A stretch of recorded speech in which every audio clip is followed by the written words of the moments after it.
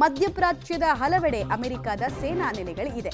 ಹಲವೆಡೆ ಅಲ್ಲ, ಒಟ್ಟು 8 ಪರ್ಮನೆಂಟ್ ಸೇನಾ ನೆಲೆಗಳಿದೆ. ಅದರಲ್ಲಿ 4 ಸೇನಾ ನೆಲೆಗಳನ್ನು ಟಾರ್ಗೆಟ್ ಮಾಡಲಾಗಿದೆ.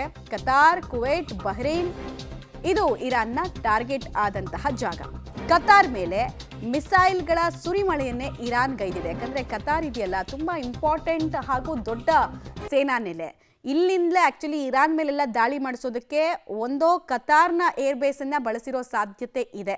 ರೀಫ್ಯೂಲಿಂಗ್ ಸಾಮಾನ್ಯವಾಗಿ ಅಮೆರಿಕದ ಜೆಟ್ಗಳಿರಬಹುದು ಅಥವಾ ಯುದ್ಧ ವಿಮಾನಗಳ ಹಾರಾಟ ಮಾಡಬೇಕಾದ್ರೆ ರೀಫ್ಯೂಲಿಂಗ್ ಸ್ಟೇಷನ್ ಯಾವುದು ಕೇಳಿದ್ರೆ ಮಧ್ಯಪ್ರಾಚ್ಯದಲ್ಲಿ ಅದು ಕತಾರು. ತುಂಬ ಸುಸಜ್ಜಿತವಾಗಿದೆ ಇಲ್ಲಿನ ಏರ್ ಬೇಸ್. ಅದನ್ನು ಟಾರ್ಗೆಟ್ ಮಾಡಿದೆ ಇರಾನ್. ಇದಕ್ಕೆ ತೀವ್ರ ಖಂಡನೆ ಕತಾರ್ ಸರ್ಕಾರದಿಂದ ವ್ಯಕ್ತ ಆಗಿದೆ. ನಾವು ನಮ್ಮ ದೇಶದ ಸಾರ್ವಭೌಮತ್ವವನ್ನು ನಾವು ರಕ್ಷಿಸ್ಕೊಳ್ತೀವಿ, ಹುಷಾರ್ ಇನ್ನೊಂದ್ಸಲ ಈ ಥರದ್ದೆಲ್ಲ ಮಾಡಿದ್ರೆ ಮತ್ತು ಇದಕ್ಕೆ ತೀವ್ರ ಬೆಲೆಯನ್ನು ಇರಾನ್ ತೆರಬೇಕಾಗತ್ತೆ ಅಂತ ಕತಾರ್ ಸರ್ಕಾರ ಕೂಡ ಖಾರವಾಗಿ ಮಾತಾಡಿದೆ. ಸೊ ನೀವು ಗಮನಿಸ್ತಾ ಇದ್ದೀರಾ, ಮಧ್ಯಪ್ರಾಚ್ಯದಲ್ಲಿ ಅಮೆರಿಕದ ಸೇನಾ ನೆಲೆಗಳು ಯಾವ್ದ್ಯಾವುದು ಎಲ್ಲೆಲ್ಲಿ ಅಟ್ಯಾಕ್ ಮಾಡಲಾಯಿತು ಅಂತ. ನಾವಲ್ ಸಪೋರ್ಟ್ ಆಕ್ಟಿವಿಟಿ ಬಹ್ರೇನ್ನಲ್ಲಿರೋ ಜಾಗವನ್ನು ಟಾರ್ಗೆಟ್ ಮಾಡಲಾಗಿದೆ. ಅದಾದ ನಂತರ ಕತಾರ್ನ ಅಲ್ ಉದೈದ್ ಏರ್ ಬೇಸನ್ನು ಕೂಡ ಅಲ್ಲಿ ಟಾರ್ಗೆಟ್ ಮಾಡಲಾಯಿತು ಅನ್ನೋದು ಗೊತ್ತಾಗ್ತಾ ಇದೆ. ಬಟ್ ಇಲ್ಲಿ ಯಾವುದೇ ಮಿಸೈಲ್ಗಳು ಸೇನಾ ನೆಲೆಗಳ ಮೇಲೆ ಬಂದು ಬಿದ್ದಿಲ್ಲ. ಆಕಾಶದಲ್ಲಿ ಇರಬೇಕಾದ್ರೇ ಅದನ್ನು ಹೊಡೆದುರುಳಿಸುವಂತಹ ಕೆಲಸವನ್ನು ಮಾಡಲಾಗಿದೆ.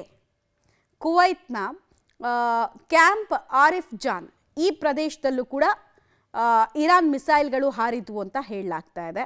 ಹಾಗೆ ಅಲಿ ಅಲ್ ಸೇಲಂ ಏರ್ ಡಿಫೆನ್ಸ್ ಇದು ಕೂಡ ಕುವೈತ್ನಲ್ಲೇ ಇರೋದು, ಇಲ್ಲೂ ಕೂಡ ಟಾರ್ಗೆಟ್ ಮಾಡಲಾಯಿತು.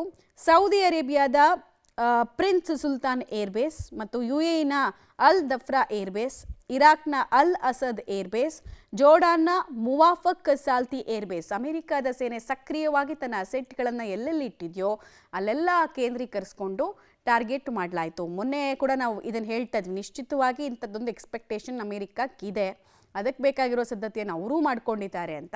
ಅದರಂತೆ ಈ ದಾಳಿ ಅಷ್ಟೊಂದು ಗುರಿಯನ್ನು ಸಾಧಿಸಿಲ್ಲ. ಇದರ ಬೆನ್ನಲ್ಲೇ ಈ ದೇಶಗಳು ಅಂದರೆ ಈಗ ಕತಾರ್ ಇರಬಹುದು ಅಥವಾ ಸೌದಿ ಇರಬಹುದು, ಈ ದೇಶಗಳು ಎಲ್ಲಿ ಇನ್ವಾಲ್ವ್ ಆಗುತ್ತೆ ವಾರ್ನಲ್ಲಿ ಅನ್ನೋದು ಒಂದು ಆತಂಕ ಇತ್ತು.